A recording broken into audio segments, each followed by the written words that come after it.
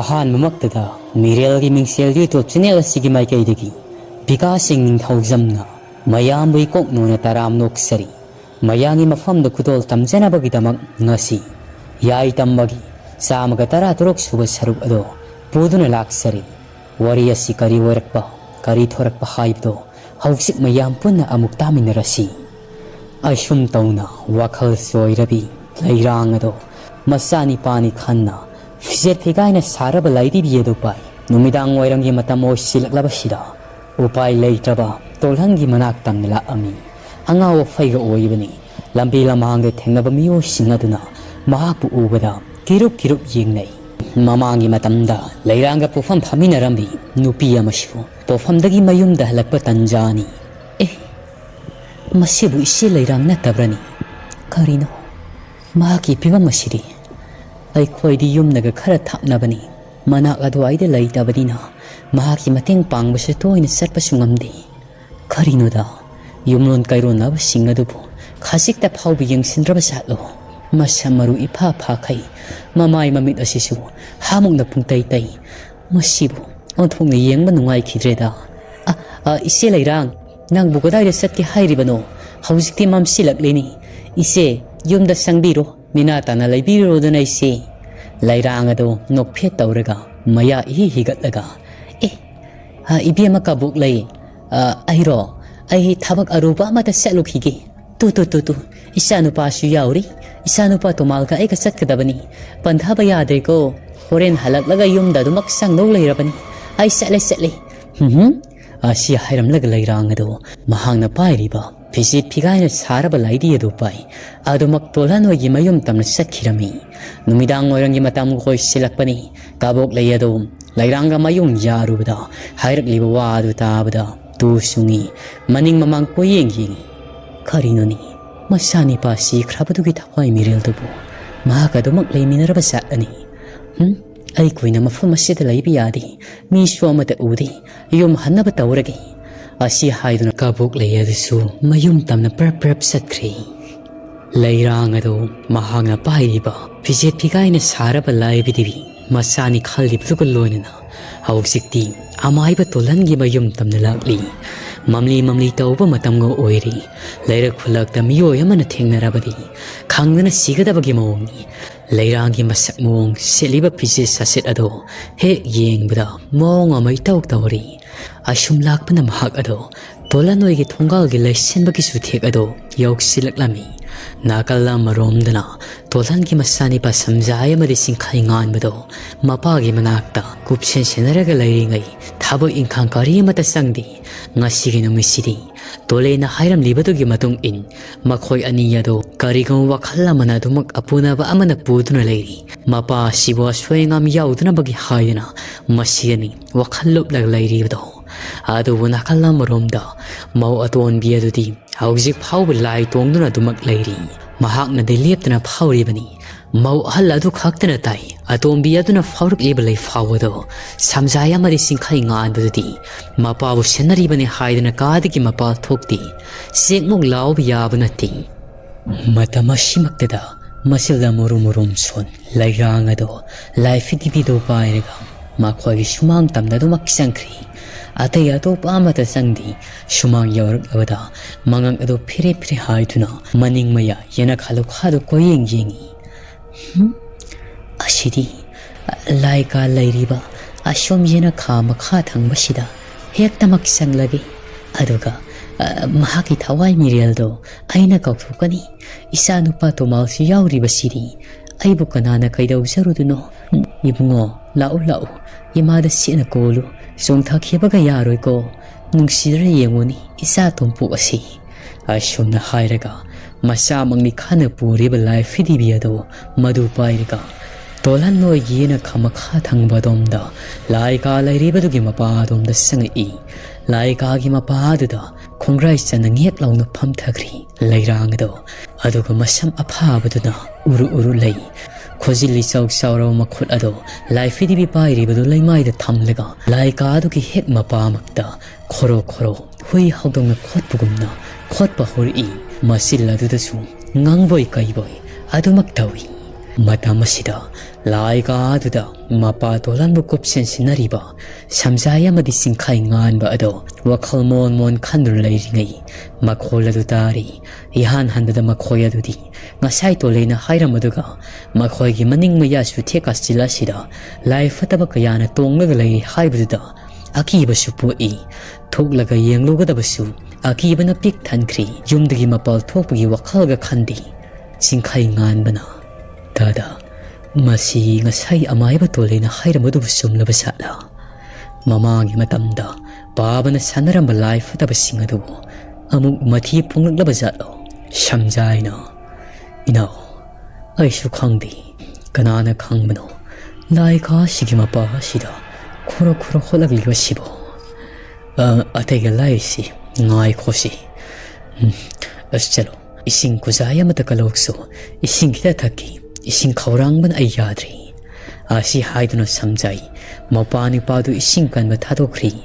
aduga mahna yena khada koro holibado kananu karino khangdok nabagi damakta makhoi gi laika gi thongna palibado hangdok nabagi damak khotnai samjaina laika gi phaklang adu da paliba thongna wado hangdok laga yengbada uri makhoi gi lai lairiba sigi mapa shapchana masamuru ipha phabi masang masadi laksana ubangam dabi mushin muba ama laibak photpugum kariguma ma tawri bada uri masil dasu murum sonmugum tawri madu ubada samjai tu khyausung maya adu karega mitpham hongde yenglaga leiri tanja sida singkhai ngan badu ising kuzai du pushalakli tasau asumna kawrakpada samjai du khangpre khang thongna wado tapna lonsinkri aduga inauton ai khoi lai khai ma pa sida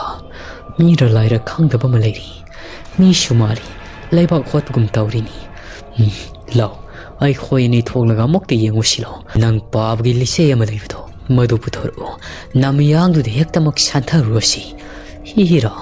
ai khoi ni suibo thonglaga yengusilo nang na mamang thonga domdigi laklo aina maning thonga somdigi thoraklagi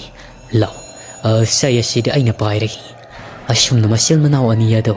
iyum masigi amana mamang thongdagi amana maning thongdagi thulakli thongi na tayado makhol thoktuna hangi para makhoi ni na khada thulakpada hausik tada samjaina mamita okhibado kana ashfi leiramdri ta singnamakti ngasai samjain thongnang lonsin khibado mirol tadrabi lairangado khajiktang uhawi adu mahaksu matang asidadi taibung wakhal ta miwo yamadagi hena singkhri inkhola sigi masi yamada laisilaga lei masiladu mielaga thingno i masil manaw ania duna tawri matawdo ubada khangni dana nasel nawani ngasidi aina laknagi napa hadu su kuirarwi isana pagi thawai mirilasina pugadabagi ngaitun leirabani asumna masildasu tapna soli samjaina nauton tu urabra asida leiba khotok lamki uribasi kaya daluna hotlam libanuni masidi phiyamamani law panthadana imungda sanglasi handak muka tawrak labadi amuka thuklaksi mapala sida koina laiba yabanati tabra ai khoi maninga somda hausik tada suru nei khibagi makhol thokdo chalo sangasi ai kawini ai di maninga somdagi lakmani nangma mang thongdagi sanglamuko thokpani da asi haiduna samjai makhuta mai su yawbnati makhoi yungi maninga domna phausilunabagi damak sangkhri singkhai ngan madri para changai mahangni imung yorkpada mahaki mayamba samjaya dadi imungda sanglamdri karinoda tasawodo bukari tawrab sano para mahaksu maning thonga domna thulai maninga domna thoglakpada thonga do sebak phaaga leiram adubu samjaya du de leiramdri tasawodo bukarai sakrabsano tasau asumna khangau korakpada kanagumba ama nipagi khonjal manba ama makhoi gi maninga domda wapal la domdagi yamna pikna khumaklami tasau nangde du kai doribano law sangasilao amam marak aduda lawne tasau matamnaga fatabani adu mahanga hairibado makhata na khumlakti amaromdana samjay adudi ngasai makhoina leiba khotokpa mapa aduda strek lauba kanagumba ama leibagi mong mankhi haidana lisay adu pai hai haidana yengi mawpani pana kaubada khumak libasiri atai kananati mamangi matamda mahaki mapabu ina sanaramba lai fataba angang fataba mayamado makhoi yuwarak aduda sau saraga tarak yahalaga leibani aibang miyoiba amana nungdangda kauraklabadi makhoina khungwadabagi yaka ngairaga leibani adubu jingkhai nganbana ngasi kaubada khumak libasibu kari amuk tauraba amuk hana khumlak mandrabaduda jingkhai nganbadusu warak adomna paraprap sangi mahaksu makhuta maiga nungamate yaunati mayamadu leirabani sadana paraprap changlakpana hujikti mahaksu wakhong mapadu yausilakli tasawdi asida laisu leitana tasaw lao changasu lao kadaida muk sangibano amama marak asida adu mahangna sibo kauribado khumlakti strek lauba karigumba khogi makhamu wangba pitruk pikpa khara waraki ashongwa adomda phat sensen khibada uri songboi koibu sangsin khibado madu ubada singkhai nganba ado samdu sap yungi ai hausikidi karino pitruk pikpa ai khoita sawasida soidana leiramlaroi masi piba mamani adudi yumda sanghobada phari yumda sanglagi haidana mamayadu fatlai thorpada mahaki mamangsida maru iko kokpa mamit iraw lauba ama masil maya adudi ipot phosili sapting na mamit adu yumkhatlaga singkhai nganbada munni yenglaga leiramlibada uri madu ubada singkhai nganba ado tase haidana khanglau lauraga mafam aduda domang wakhal tadana lekha khirami nakalla maromdana samjayado yena khaduda thiba yaba thira matung lairang tasilaga lairiba mapadu yausilakpada mahaki manau nupa singkhai nganbana laukhibagi makholadu tariba makholado na mahaksu prap sensinkri singkhai nganba nang de du kaidoriba singkhai nganbana longkhrak longna wakhal tadana taribadu uri mahaksu panthari masidi khudong thiba tari khan mahaki manau nipado shamlaga imung tamna parap thangsinkri asum tawno sil nasin samjay adudi aswai angam karimata yaudri adu makhoina imung jawrakpada laibak thibadi mapana sanribasu mahaki mapa tolhanado phamongna ngasai makhai utup tabugum taaduna masil choron pharon murum soraga lehobado hausik amuk leiramdri samjay adu kok pai kari tawgodabno mapani pa wakhal tadriba sibalang nagadra mapa sibu kadai de sakhribano haibado thirugadra upai leiti mahaki nupi amadi manauton gi nupi gi manakta sangai nupi nanau nupi adudi kaidoriba magi sibu lai nungsit kangak libra samjai gi nupi na mani ngasai ngalingi matamdagi tawrabani adubu na hangna kawrakanu langlakanu haibaduda haiba ngamdrabani kamai tawduino masibo adu pabagi phiwamdi karam tahore samjaina ngai khoni pabado hausik tai khoina mapal thoklingaida mahak leiramdi ai inauton gaigadi maning thonga domna thoklaga leibani aduga mahakti mamang thonga somna phawdoklaga setkhrabar khangdi lausi mahak angang ani du tawraga ngayakta sena halamo mahaksu wakhal ta dune lektharaga leiribaduni ai khoi amukta thirosi nanawni pa su wakhal ta khirabani samjai gi nupi adusu samna sap yongi gari matawnu khan mahak su parap thoklai lamyai ya mushi thaliba letar thaumayado mainga la lekhatli aduga mamang thonga domda mapuroibaga mahaka thoklai singkhai nganba adudi mayai ka ge lamyai aduda thariba phak aduda longkhrak longna dumak wakhal tadan hipaga lehauri asuma tai manau ani adu thoklakpada kana gumba ama makhoi gi makha thangbayana kha domda hutla shelaga sangkribada uri chamjaina nupia nangi letan thaumayado ashomda pushelao kana gumba ma ashomda sangkibugum tawi ai khoi gi pa boiramushi ai ashum makhoi ani yedo makha thangbayana kha domna parap sanglakpada tolhan nadudi mamit adu uishan masil aduda son dilepti makhol ani adu tawrega ngasai leirangna hogairamba laimai mapa haduda koro hogairaga leiribadu uri aduga tolhangi manak aduda khara laptakna khu muktang wangba angang masa kaya asu ikoi ko silga no khena lairibadu uri madu ubada samjai gi matai manau ani ado mapa na lairibadu gi manak ta sangsin mangamdi maklak adu thak thak niklag lairi samjai gi nupi adu na lao sangasi lao masidi phiwa amani aikoi na manak ta sanglu ba haibasi aikoi soidana thawai thaba tari lao babana babagi thokpani aikoi sibutari ashi haiduna magi nupi asina khudang adu pai samjai du imung tamna paraprap singsin khirami mapa Tolhan adu karibu tauraba kari oirakadaba haibado makhoi khangmanati masagi thawai hingauraga loire khan imung tamna du mak sangkhri thong adu sejen losan imung da wakhal ta adna leiba singkhai ngan bu wakhal ta na bagi damakta isinga ingba tha adna laikat narami aduga samjai nupi aduna manau nipi wakhal ta khidribado madu lakna na bagi damakta ani adu khaibung lakna rami adu mapalom dadi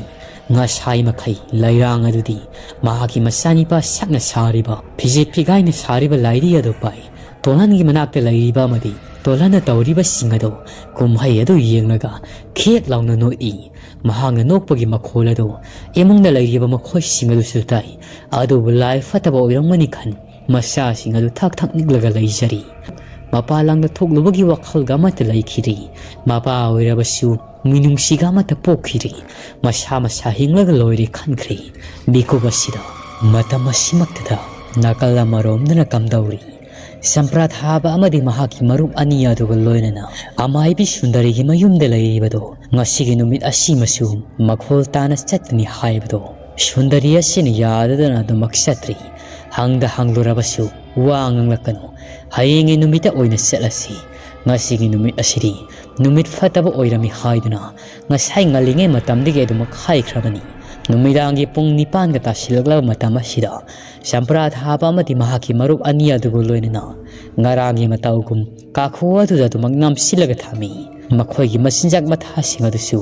hui haudunga thabagum ngaragi matawgum adumak tawi tawragliba mong singa si ubada samprat habado mathanda penjaba ngamdi sauningba amadi poi adubu kari hairugani amaibi Sundari su mahaki kaada haujik laisei wakhal mon khali ngasigi numita chatke haidna tawani adubu ai ngasai ayuk yenda anganbada hawgalakbada ai khoi thongala sida kari poshakno laibakna sab mitam ahum kha khillaga thamnibado laikai khullasin aigi mayokta thabak tharong khara tawbadori ngasigi ai ngasida thabak asi aina yakhai thingai hawdrabadi hayengi numitagidi mi siba yawnagdori makhoi gi makhol da set pa haibduma hayeng oirabra hangsit oirabra ama ekta maksat lagi nai khoi yo masida kunja kharana tawrak libasi masi hanangak thuk tabi yadabani masak maming bu khangsanu khudak ta makhoi gi aibi thawai do aina kawraga sanagadabani asumna amaibi Sundari ado makha siklaga mahaki ka adu da fami matama sida mahaki mapuroiba nipi nangambadasu para prap sanga I miga khara pikpani tuson mansoni mahagna tauribado ai sangserak lagi yaradra sak su tokli lukhak sagum su aina loina mak loisilamli ima su sak pijeramli ado ai shasiyam nuwari nong phongan degi thabak tawrakuduna ai pothajeragi yagadra Sundari adu mamit khana mapuroibadi yengi aduga sabing ngangrabadi tumina sangaga pothabi yadra aina sauningtana ko laktana langsani phamang sil upsilaga tagiro maki mapuroibadura ibema aidi nangi ayaba ama yawdrabadi thabak tawdi haibasi khangliba natra saubikino ai lanjari ai matungda amu hana tawraroi Sundari na yare wama khataragan chang nipa ma leibagi karimata kanadi leikai khulla sigi miyo singo sitadana ai khoi gi thungka la sida posem nung sem tok selam libasi khangbana tiniko yum masida sangbadi ngamdrabani na ai khoi gi thunggal mayai sabu asida leibangna sabmi tamu thamum libasi nang leibagi karimata kanadrabani aina hairibasini nama sinam nambiaduga na khoi ani ne aina saungna pulap hatolaga ai khoi gi maningda poloi thokani ko hayenge numitagi namana sana ai khoi hingol nung masida kana kaidorake haibado yengadabani ꯃꯍꯥꯛꯀꯤ ꯃꯄꯨꯔꯣꯏꯕꯗꯣ ꯀꯤꯊꯤ ꯀꯤꯔꯨꯝ ꯃꯁꯥꯗꯨ ꯊꯛ ꯊꯛ ꯅꯤꯛꯂꯒ ꯏꯕꯦꯝꯃ ꯑꯩ ꯍꯣꯠꯅꯖꯒꯦ ꯑꯗꯨꯕꯨ ꯏꯕꯦꯝꯃ ꯀꯔꯤ ꯅꯨꯃꯤꯠꯇꯅꯣ ꯂꯥꯛꯂꯤꯕ ꯅꯤꯄꯥ ꯑꯍꯨꯝ ꯑꯁꯤꯒꯤ ꯈꯨꯜꯗ ꯏꯕꯦꯝꯃꯅ ꯂꯦꯡꯕꯤꯒꯅꯤ ꯍꯥꯏꯕꯗꯣ ꯃꯗꯨꯃꯇꯪ ꯈꯪꯍꯟꯕꯤꯕ ꯌꯥꯒꯗ꯭ꯔꯥ? ꯁꯨꯟꯗꯔꯤꯅ ꯅꯪꯒꯤ ꯅꯊꯧ ꯀꯩ ꯂꯩꯒꯦ ꯃꯗꯨ ꯍꯪꯂꯤꯕꯗꯣ? ꯆꯠꯂꯣ ꯇꯨꯝꯐꯝ ꯊꯣꯛꯄ ꯇꯨꯝꯃꯣ, ꯅꯠꯇ꯭ꯔꯕꯗꯤꯅꯦ ꯑꯩꯅ ꯂꯥꯜ ꯍꯧꯔꯛꯂꯕꯗꯤ ꯅꯍꯥꯛ ꯑꯍꯤꯡ ꯇꯨꯝꯕꯒ ꯌꯥꯔꯣꯏ꯫ ꯌꯦꯅ ꯈꯥꯂꯨꯈꯥ ꯀꯣꯏꯐꯥꯎ ꯐꯥꯎꯔꯒ ꯀꯣꯏꯆꯦꯟ ꯆꯦꯟꯒꯤꯔꯣ? ꯀꯣꯏꯇꯥꯟ ꯇꯥꯟꯅꯔꯒ ꯐꯨ ꯍꯥꯏꯕ꯭ꯔꯥ? ꯃꯍꯥꯛꯀꯤ ꯅꯨꯄꯥ ꯑꯗꯨ ꯀꯤꯔ ꯃꯥꯜꯂꯤ꯫ ꯋꯥ ꯃꯆꯦꯠ ꯑꯃꯇ ꯉꯥꯡꯗꯦ꯫ ꯃꯁꯥꯗꯨ ꯊꯥꯛ ꯊꯥꯛ ꯅꯤꯛꯂꯒ ꯑꯗꯨꯃꯛ ꯇꯨꯝꯕ ꯊꯦꯝꯈꯤꯔꯝꯃꯤ꯫ ꯁꯨꯟꯗꯔꯤꯅ ꯄ꯭ꯔꯥꯟꯁꯦ ꯄ꯭ꯔꯣꯛ ꯄ꯭ꯔꯣꯛ ꯍꯦꯛ ꯆꯥꯛꯄ꯫ ꯅꯣꯡꯃꯇ ꯏꯔꯦꯟꯖꯅ ꯅꯨꯡꯉꯥꯏꯅ ꯂꯩꯒꯦ ꯍꯥꯏꯕꯁꯦ ꯐꯪꯗꯕꯅꯤ꯫ ꯃꯈꯣꯏꯒꯤ ꯃꯇꯧ ꯑꯁꯤꯗꯅꯤ ꯑꯩꯅ ꯈꯨꯠꯇ ꯊꯥꯡꯁꯥꯡ ꯑꯃ ꯄꯥꯏ꯫ ꯅꯣꯡ ꯉꯥꯟꯕꯗꯒꯤ ꯅꯨꯃꯤꯠ ꯇꯥꯕ ꯐꯥꯎꯕ ꯑꯁꯤ ꯇꯧ ꯍꯥꯏꯗꯨꯅ ꯒ꯭ꯌꯥꯟ ꯈꯪꯍꯜꯂꯒ ꯇꯧꯔꯤꯕꯁꯤ꯫ ꯑꯩꯗꯤꯅꯤ ꯄ꯭ꯔꯥꯟ ꯄ꯭ꯔꯣꯛ ꯄ꯭ꯔꯣꯛ ꯆꯥꯛꯂꯕꯅꯤ꯫ ꯃꯁꯤꯒꯤ ꯅꯤꯄꯥ ꯑꯁꯤꯗ ꯂꯩꯔꯨꯕꯗꯒꯤ ꯄꯨꯛꯃꯥꯡ ꯃꯥꯡꯂꯕꯅꯤ ꯍꯥꯏꯕꯅꯤ ꯑꯩꯁꯤ꯫ ꯀꯥꯟꯅꯗꯦ ꯃꯈꯣꯏ ꯑꯍꯨꯝ ꯑꯗꯨꯕꯨ ꯇꯨꯝꯈ꯭ꯔꯕ ꯖꯥꯠꯂꯥ? ꯃꯈꯣꯏꯅ ꯇꯨꯝꯗ꯭ꯔꯤꯉꯩꯗ ꯂꯥꯏꯒꯤ ꯊꯧꯔꯝ ꯑꯁꯤ ꯇꯧꯔꯕꯗꯤ ꯃꯍꯩ ꯌꯥꯟꯒꯗꯕ ꯃꯥꯟꯗꯦ꯫ ꯃꯤꯇꯣꯞꯅ ꯈꯪꯕ ꯎꯕ ꯌꯥꯕ ꯅꯠꯇꯦꯗꯣ꯫ ꯃꯈꯣꯏ ꯑꯍꯨꯝꯗꯤ ꯅꯨꯡꯉꯥꯏꯅ ꯇꯨꯝꯃꯒ ꯂꯩꯔꯝꯂꯦꯗꯅ꯫ ꯐꯔꯦ ꯑꯗꯨꯗꯤ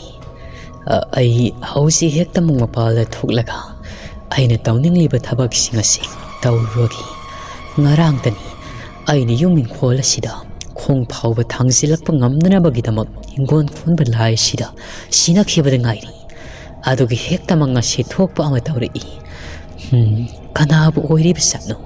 ꯃꯤꯁꯛ ꯑꯗꯨꯗꯤ ꯈꯪꯅꯤꯡꯈ꯭ꯔꯦꯗ꯫ ꯑꯁꯨꯝꯅ ꯁꯨꯟꯗꯔꯤ ꯑꯗꯨ ꯃꯁꯤꯜꯗ ꯁꯣꯟꯗꯨꯅ ꯃꯈꯣꯏꯒꯤ ꯁꯨꯃꯥꯡ ꯑꯗꯣꯝꯗ ꯄꯔꯞ ꯊꯣꯛꯂꯛꯏ꯫ ꯃꯍꯥꯛꯅ ꯊꯣꯛꯂꯛꯄꯁꯤꯗ ꯃꯈꯣꯏꯒꯤ ꯊꯣꯡꯒꯥꯜ ꯑꯗꯣꯝꯗ ꯀꯅꯥꯒꯨꯝꯕ ꯃꯤꯑꯣꯏ ꯑꯃ ꯑꯅꯤ ꯃꯨꯔꯨꯝ ꯁꯣꯜꯂꯝꯂꯒ ꯃꯍꯥꯛꯅ ꯊꯣꯛꯂꯛꯄ ꯎꯕꯗ ꯈꯥ ꯑꯋꯥꯡ ꯐꯥꯏꯔꯒ ꯆꯦꯟꯈꯤꯕꯗꯨ ꯎꯔꯦ꯫ ꯍꯧꯖꯤꯛꯇꯒꯁꯨ ꯂꯥꯛꯄ ꯁꯥꯔꯤꯅꯤ꯫ ꯀꯅꯥꯕꯨ ꯑꯣꯏꯔꯤꯕ? ꯃꯁꯨꯡ ꯄꯥꯛ ꯅꯥꯏꯗꯕ ꯑꯩ ꯑꯁꯤꯕꯨ ꯃꯈꯣꯏꯅ ꯀꯔꯤꯅꯣ ꯈꯜꯂꯤꯕꯁꯤꯕꯣ? ꯅꯣꯡꯃꯗꯤ ꯁꯣꯏꯔꯣꯏ ꯍꯨꯔꯥꯟꯕꯒꯤ ꯇꯔꯥꯅꯤ ꯃꯄꯨꯒꯤ ꯅꯣꯡꯃ ꯍꯥꯏꯕꯗꯣ꯫ ꯅꯈꯣꯏꯒꯤꯁꯨ ꯅꯨꯃꯤꯠ ꯁꯨꯔꯛꯄꯗ ꯅꯊ꯭ꯋꯥꯏ ꯃꯆꯥꯁꯤꯡ ꯑꯗꯣ ꯀꯅꯥꯅ ꯀꯟꯕꯤꯕ ꯉꯝꯕꯒꯤ ꯌꯦꯡ ꯇꯥꯔꯦ꯫ ꯅꯈꯣꯏꯁꯤꯡ ꯑꯁꯤ ꯅꯈꯣꯏꯁꯤꯡꯒꯤ ꯄꯣꯠꯂꯣꯏꯕꯒꯤ ꯁꯔꯨꯁꯤꯡ ꯑꯗꯣ ꯑꯩꯅ ꯌꯦꯅꯈꯥ ꯑꯁꯤꯗ ꯌꯥꯜꯂꯒ ꯊꯝꯒꯅꯤ꯫ ꯃꯗꯨꯅ ꯃꯇꯤꯛ ꯆꯥꯒꯗꯕꯅꯤ꯫ ꯑꯁꯨꯝꯅ ꯑꯃꯨꯔꯦꯡ ꯑꯗꯨ ꯃꯁꯤꯗ ꯂꯣꯏꯕ ꯅꯥꯏꯗ꯭ꯔꯕ ꯋꯥꯍꯩ ꯀꯌꯥ ꯍꯥꯏ꯫ ꯄꯔꯞ ꯊꯣꯛꯂꯛꯂꯒ ꯊꯣꯡꯒꯥꯜ ꯑꯗꯨꯝ ꯇꯝꯅ ꯊꯣꯛꯂꯛꯏ꯫ ꯃꯍꯥꯛꯅ ꯊꯣꯡꯒꯥꯜ ꯌꯧꯁꯤꯜꯂꯛꯄꯗ ꯍꯧꯖꯤꯛ ꯈꯛꯇꯗ ꯊꯝꯃꯝꯕꯗ ꯉꯥꯏꯔꯤꯕ ꯃꯩ ꯊꯥꯈꯤꯕꯒꯤ ꯇꯨꯝꯅ ꯆꯥꯛꯇ꯭ꯔꯤꯕ ꯁꯤꯡ ꯈꯔ ꯄꯩꯔꯒ ꯊꯝꯃꯝꯃꯤ꯫ ꯁꯤꯡꯁꯤꯡ ꯑꯗꯨ ꯃꯩꯔꯦꯝ ꯈꯥꯛꯅꯤ꯫ ꯃꯩ ꯒ꯭ꯔꯣꯡ ꯆꯥꯛꯄꯗꯒꯤ ꯁꯠꯇꯣꯔꯛꯂꯒ ꯃꯩ ꯑꯗꯨ ꯃꯨꯊꯠꯂꯕ ꯃꯇꯨꯡ ꯃꯩꯈꯨ ꯃꯅꯥꯏ ꯏꯆꯦꯟꯉꯣꯏ ꯄꯨꯔꯛꯂꯒ ꯃꯈꯣꯏꯒꯤ ꯊꯣꯡꯒꯥꯜ ꯑꯁꯤꯗ ꯂꯪꯁꯜꯂꯒ ꯊꯝꯂꯝꯕꯒꯤ ꯃꯑꯣꯡꯅꯤ꯫ ꯃꯗꯨ ꯎꯕꯗ ꯁꯨꯟꯗꯔꯤ ꯑꯗꯨ ꯃꯀꯣꯛ ꯑꯗꯨ ꯉꯥꯎꯔꯪ ꯇꯧꯔꯛꯏ꯫ ꯃꯩꯈꯨ ꯃꯅꯝ ꯑꯗꯨ ꯅꯝꯂꯨꯕꯗ ꯀꯔꯤ ꯃꯇꯧꯅꯣ ꯁꯤꯗꯤ? ꯁꯤꯡ ꯑꯁꯤꯗꯤ ꯏꯆꯝ ꯆꯝꯕ ꯅꯠꯇꯦꯅ꯫ ꯃꯤ ꯄꯣꯠꯂꯣꯏꯕꯒꯤ ꯂꯦꯝꯍꯧꯕ ꯁꯤꯡ ꯃꯔꯦꯝ ꯈꯥꯛ ꯑꯗꯨꯅꯤꯗꯅ꯫ ꯃꯁꯤꯗꯤ ꯀꯔꯝ ꯇꯧꯒꯅꯤ? ꯀꯌꯥꯗ ꯐꯠꯇ꯭ꯔꯤꯕꯅꯣ? ꯑꯩ ꯀꯣꯛ ꯑꯁꯤ ꯉꯥꯎꯔꯤ꯫ ꯑꯩ ꯀꯃꯥꯏ ꯇꯧꯗꯣꯏꯅꯣ ꯁꯤꯕꯣ? ꯑꯁꯨꯝꯅ ꯑꯃꯨꯔꯦꯡ ꯁꯣꯔ ꯑꯗꯨ ꯁꯥꯡꯅ ꯍꯣꯜꯂꯒ ꯂꯩꯃꯥꯏ ꯑꯗꯨ ꯇꯨꯃꯤꯟꯅ ꯐꯝꯃꯤ꯫ ꯃꯃꯥꯏ ꯑꯗꯨ ꯂꯨꯞꯊꯔꯒ ꯃꯍꯥꯛꯅ ꯑꯁꯨꯝꯅ ꯃꯃꯤꯠ ꯑꯣꯏꯁꯤꯜꯂꯒ ꯐꯝꯂꯤꯉꯩ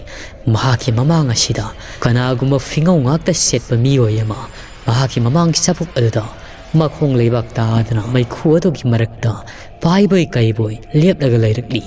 ꯃꯗꯨꯒꯤ ꯁꯥꯃꯤꯟ ꯐꯪꯕꯗ ꯁꯨꯟꯗꯔꯤ ꯇꯨꯃꯤꯟꯅ ꯂꯩꯊꯣꯛꯄ ꯌꯥꯗ꯭ꯔꯤ꯫ ꯃꯀꯣꯛ ꯉꯥꯎꯔꯕꯁꯨ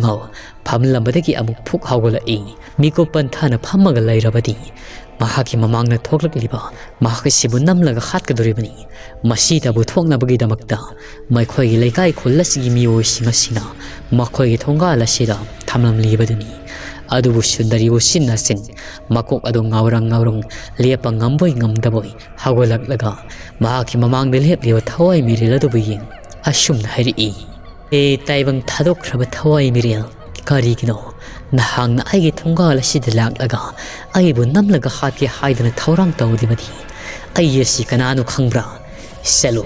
ꯅꯥꯍꯟꯐꯝꯗ ꯍꯜꯂꯣ ꯅꯥꯇꯩꯐꯝꯗ ꯇꯤꯔꯣ꯫ ꯑꯩꯒꯤ ꯌꯥꯊꯪꯅꯤ꯫ ꯆꯠꯂꯣ ꯅꯠꯇ꯭ꯔꯕꯗꯤ ꯅꯍꯥꯛ ꯑꯩꯅ ꯐꯥꯖꯤꯜꯂꯒ ꯅꯪꯕꯨ ꯊꯥꯖꯤꯜꯂꯛꯂꯤꯕ ꯃꯤꯑꯣꯏꯁꯤꯡ ꯑꯗꯨꯗ ꯑꯣꯟꯁꯤꯜꯂꯒ ꯍꯥꯠꯍꯟꯕ ꯉꯝꯃꯅꯤ ꯍꯥꯏꯕꯁꯤ ꯅꯪ ꯀꯥꯎꯗꯕ ꯐꯩ꯫ ꯑꯁꯨꯝꯅ ꯍꯥꯏꯔꯒ ꯁꯨꯟꯗꯔꯤ ꯊꯋꯥ ꯁꯥꯗꯕꯤ ꯃꯍꯥꯛꯅ ꯈꯪꯂꯕꯅꯤ ꯍꯩꯔꯕꯅꯤ ꯁꯥꯗꯅ ꯃꯇꯨꯡ ꯑꯣꯟꯊꯣꯛꯂꯒ ꯃꯀꯣꯛ ꯉꯥꯎꯔꯤꯕꯗꯨ ꯄꯥꯏ ꯆꯪꯒꯦ ꯍꯥꯏꯗꯨꯅ ꯇꯧꯏ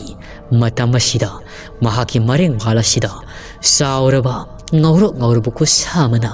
ꯇꯥꯞ ꯂꯥꯎꯅ ꯐꯥꯔꯛꯏ ꯃꯁꯥ ꯆꯥꯎꯔꯕ ꯃꯄꯥꯡꯒꯜ ꯀꯟꯕ ꯑꯗꯣ ꯆꯞ ꯂꯦꯞꯄꯤ ꯃꯁꯥꯗꯣ ꯃꯁꯤ ꯂꯦꯡꯕ ꯉꯝꯗꯦ ꯃꯍꯥꯛꯀꯤ ꯇꯨꯡ ꯑꯗꯣꯝꯗꯒꯤ ꯌꯥꯝꯅ ꯀꯤꯔꯕ ꯈꯣꯟꯖꯦꯜ ꯑꯅꯤ ꯑꯍꯨꯝ ꯊꯣꯛꯄ ꯅꯤꯄꯥꯔ ꯅꯤꯄꯤꯔ ꯃꯦꯟꯃꯥꯟ ꯇꯥꯗꯕ ꯑꯃꯅ ꯑꯁꯨꯝꯅ ꯍꯥꯏꯔꯛꯏ ꯉꯥꯏꯈꯣ ꯅꯍꯥꯛ ꯆꯪꯈꯤꯕ ꯌꯥꯔꯣꯏ ꯑꯩ ꯑꯁꯤ ꯀꯅꯥꯅꯣ ꯈꯪꯕ꯭ꯔꯥ ꯅꯍꯥꯛꯄꯨ ꯂꯥꯟꯕꯤꯅꯕꯒꯤꯗꯃꯛꯇ ꯃꯈꯣꯏꯁꯤꯡꯅ ꯊꯥꯔꯛꯄꯅꯤ ꯂꯥꯎ ꯆꯠꯂꯁꯤ ꯂꯥꯎ ꯑꯩꯒꯤ ꯃꯥꯡ ꯊꯥꯔꯨ ꯂꯥꯎ ꯑꯩꯅꯤ ꯑꯁꯤꯕꯒꯤ ꯂꯥꯏ ꯍꯥꯏꯕꯗꯣ ꯄꯨꯔꯛꯂꯤꯕꯁꯤꯡ ꯑꯁꯤꯅ ngasi numit asida nakhoi khul asigi maning adhomdagi hanubi amakhaksi hanubi siba dugi sing asigi mateng lau aibu makhoi ne kauthoklaga nangi thawai lauduna bagi tamakta tharakpani lau salasilau lau salasilau namaya don thorau aigi sakta masida munne yengu kana mangi yengu asumna hanjin ꯌꯥꯝꯅ ꯀꯤꯔꯕ ꯇꯝꯊꯤꯔꯕ ꯈꯣꯟꯖꯦꯜꯅ ꯍꯥꯏꯔꯛꯄꯗ ꯄꯟꯊꯥꯅ ꯂꯩꯔꯕꯗꯤ ꯈꯨꯗꯣꯡꯊꯤꯕ ꯇꯥꯔꯒꯅꯤ ꯈꯟ ꯃꯤꯅ ꯈꯨꯗꯣꯡ ꯆꯥꯕ ꯍꯦꯟꯈ꯭ꯔꯦ ꯈꯣꯡꯐꯝ ꯊꯥꯡꯖꯤꯟꯕ ꯍꯦꯟꯈ꯭ꯔꯦ ꯈꯟ ꯃꯍꯥꯛꯁꯨ ꯃꯨꯛꯊꯠꯂꯒ ꯏꯃꯨꯡꯗ ꯆꯪꯅꯕꯒꯤꯗꯃꯛ ꯀꯟꯅ ꯍꯣꯠꯅꯩ ꯃꯆꯤꯜ ꯃꯌꯥꯗꯨꯁꯨ ꯈꯔ ꯆꯤꯛ ꯂꯥꯎꯕ ꯈꯣꯡꯕ ꯉꯝꯖꯔꯤ ꯏ ꯇꯧꯔꯒ ꯂꯩ ꯃꯁꯤ ꯂꯦꯡꯕ ꯅꯠꯇꯦ ꯃꯍꯥꯛ ꯂꯦꯞꯂꯤꯕꯗꯣ ꯃꯀꯣꯛ ꯉꯥꯎꯕꯗꯨꯗꯤ ꯑꯁꯨꯝ ꯍꯦꯟꯖꯤꯜꯂꯛꯏ ꯃꯍꯥꯛꯀꯤ ꯃꯇꯨꯡꯗ ꯂꯦꯞꯂꯤꯕꯁꯤꯗꯤ ꯃꯁꯛ ꯃꯑꯣꯡ ꯃꯦꯟꯃꯥꯟ ꯇꯥꯕ ꯅꯠꯇꯦ ꯃꯩꯈꯨ ꯑꯣꯏ ꯀꯩ ꯑꯣꯏꯅꯤ ꯑꯉꯧꯕ ꯉꯥꯛꯇ ꯄꯥꯏꯔꯤꯕꯗꯣ ꯐꯤ ꯑꯉꯧꯕꯅ ꯃꯁꯥ ꯄꯣꯝꯕꯗꯨ ꯏꯟꯁꯤꯜꯂꯒ ꯆꯥꯎꯔꯕ ꯃꯈꯨꯠ ꯈꯨꯖꯤꯜ ꯁꯥꯡꯕꯗꯨꯅ ꯁꯨꯟꯗꯔꯤꯒꯤ ꯃꯔꯦꯡꯕꯥꯜ ꯑꯗꯣ ꯆꯦꯠꯅ ꯐꯥꯖꯤꯜꯂꯒ ꯂꯩꯈ꯭ꯔꯤ ꯑꯗꯨꯕꯨ ꯃꯇꯝ ꯑꯁꯤꯗ ꯎꯄꯥꯏ ꯂꯩꯇ꯭ꯔꯕ ꯁꯨꯟꯗꯔꯤ ꯑꯗꯣ ꯃꯍꯥꯛꯀꯤ ꯆꯦꯡ ꯂꯩꯕꯅꯔ ꯈꯪꯗꯦ ꯏꯃꯨꯡꯗ ꯀꯥꯈꯨꯗ ꯂꯩꯍꯧꯔꯤꯕ ꯆꯝꯄ꯭ꯔꯥ ꯊꯥꯕ ꯑꯃꯗꯤ ꯃꯍꯥꯛꯀꯤ ꯃꯔꯨꯞ ꯑꯅꯤ ꯑꯗꯨꯕꯨ ꯂꯣꯏꯅꯗꯨꯅ ngasi ahing asidadi Sundari adu kari tawribano haibado yangthoklusi khan makhoi ahum adu mari mapada tholakpaga mapa asari langtip langlaba mangalama makhoi gi thunga ladumdagi urak lebado madom tamni yenglubada Sundari adu makok ngauraga makhul ani aduna makok adu pai masado maning lomdagi kanagumba phingau ngakta koi pai ba amana phaboi kaiboi tawdibadu uri madu ubada makhoi adu soiba tare khan parap thungal tamna senthurei makhoi di laiga muknariban haibadu khangmanati karigu makhoi di laiga muknariban haibadu khangmanati amureng adu masa nungaitraba mali khan mahakki maningda pairibadudi madugi thoina khanjiluba tawdi makhoi ahum adu parap senthurei makhota maisu yawbanati adubu tayong miyoibagi minil khon phangmada Sundari gi mareng bana pharamba layedo miko panthadi swai launa mangkri layatun het mangkhibaga Sundari adu laimai thakta wakhal ta adana domak lektha khirami makhoi ahumadasu khudak asida Sundari adu mangak samasi melaga halasir haibo khalli adu wakhal khantharubada sampra thaba adu mayumda lehawriwa mahaki masemadugi khallaga mayumda puraga yenganaba yade khan Sundari asibu mahaki maru ani adu tawduna sauduna imung tamna pushelaklami asuk thamoi kan thaba maja thigraba Sundari asibu makhoi ahum nangasigi numite kandiri Sundari na wakhal tarakpada makhoi aungi kariguma madi tawgudawri kari oirakpa haibadu hayeng nonga kari oirakpa haibadudi hayeng nonga labadada soyena khanggadawri matamna haujin khibana haujikti ahing saboki matamadu oiselakli nakala maromdana kamdawri tolen gi mayumnani tolena tu nungaina khoblin dukun talingaidani losi adu se tumlaga lairingaidani adubu losi matang sa de khai ahing gi matamasida mabu asida khangtin thilakpagum tawraklami losi adu mika phathogli ayo sena khang ayo na he selakli bahang na he bagi makhol tabda laikada tumunga tumlibi tharik thadu tari mamong nupi makhol tabada mahaksu parap sangi ibhima nangdi kayawri nabuk adubu kayam narabagini ama sina tawri basi yemuni angang sina ayona he sanna lairi aduga mahangna shomda krok na khoglaga tumdi basibo ibungo tolen nangbu hawolone he bema Ibema Lucy, si, ima laklisi, namit ado pangosi, nang bukari tauragi haibani. Asi haiduna tarik thana, mamong no piki phari ba masamado, phasena siamlaga, nabagi naromaduda kwatpi, Lucy adasu, mamitap na pangthoraklaga, konselado siboy kaiboy. Ima, ay puksiyam na nai, kangtin tilli ima, masibo kamay tawdoy no, ay yam na wari. Tarik thana, ihe, tutu, ima na may ngal pusalak pa sida uri. Haha, karimata khaluguna ibema, nahaksi uidrabani, handak lagli ba sayol ama niya sige manungda, soydani suwa madi panglagadabani. Angang na kaw oirini, si, madugi thoy na khalugano, nangda na tenehe, ima asuni, nahaki na puroy ba sibo ay na miroling matamda, asiguma kaya si toy na thoy, ay sukhang manati, adobo ay koy giyong alaman layring ayda, makoy na takpirak patigi kangmani. Niya tayo di kaya thoy na tawdi hay, adobo ay di tawki, puksitin balengba, angang unaramday paw tawki, nang su tawrin niya siya, nang nanungay trabadi, pamanga si day maasi tumlagi, layo ko karimata tawroy, ngay ko ni, namay namin asibo humang na punglulupli, nang wising o tangning bra, ising o sabay imana lumlaga tammani, awzik sabong butawrong kini, ado puraki, nang karatao ko, Lucina, ima, ay ising takning deda, ay puksiyam na nai ima, tarik thana, ihe, si, imana ni, imana hari basini, ngayaktang kang, ngayaktang laybaga sumagpazakrani, masidi mahog sani ni biyema, nang bunasan uyaksin uhay na tawba na tini, layramu, imana ni ising lumbu sabado puraki, asi haydo na tarik thado sakumdagi, ising lumbu sabdo purakli, adugo mamuno piyado khara pitaglami, matam na housing thibana, matangay numit ke nungalamdagi matamado, yauk silak nami, nungalamdagi matam yaurabada, Tolhan gi mayumdani, masa samjaya madi, singkhay ngan ba adusu, nungalamdagi matam na wakal taakrabani, masil manaw aniyado, makuta maypay, para thoklai, makoy na thoklak padadi, mapado, laikagi mapado da, marayado sikhairaga, masado paigay sina, sapting tinglaga tarag layrami, mamit ado sungorong ukatli, piba madudi pungloy loyri, ubada yang hayri, samjayado sungarangi ahingdari, matannata ningamdaba poksari, ado mahang na panakana khotnarabasu, mapa sidekan mangamlaroy dabani, mapagi maraybagda sumnato uhaydna, tau kibani, iswar mahaki wayalado, ngasi de Tolhan, masada tengbang lari, mahaki dihiyedo pungloy rami, nongalamday ingma matamaduda, masado krap sing, untaragalayami. Ahing nung swayba adudi, layrang adusu wakal swairabido, layrambani, adabu, Tolhan gihaksang aroiba dihe oiramday matamaduda, mahaki masanupagi thaway miriladuna, Tolhan gi thaway adabu, ngakthi sablaga sielaga pukibado, madu uraga penjay,